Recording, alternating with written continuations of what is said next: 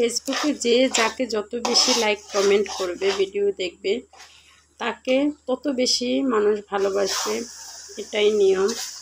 তো আমার ভিডিওতে যারা লাইক কমেন্ট করে বেশি, আমার ভিডিও দেখে, তাদেরকে আমি পছন্দ করি এবং তাদের আইডিতে আমি বেশি বেশি করে যাই, দেখে চেক করে যে তারা ভিডিও ছাড়ছে কিনা, কোন ভিডিও ছাড়লো, কোনটাতে আমার লাইক কমেন্ট করেনি, আমি তাদেরকে খুবই পছন্দ করি এবং তাদেরকে উৎসাহ দেই, প্লাস পাশে থাকার চেষ্টা করি এবং থাকি।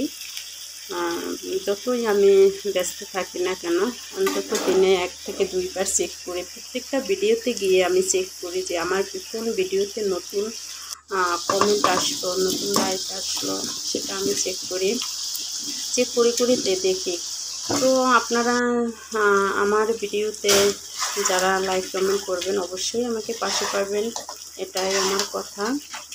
আর আসলে আমরা যদি একে অপরের পাশে না দাঁড়াই, তাহলে তো আমরা যে উদ্দেশ্য নিয়ে আমরা এই নিজ জগতে নেমেছি, তো সেই উদ্দেশ্য আমাদের সফল হবে না, তাই না?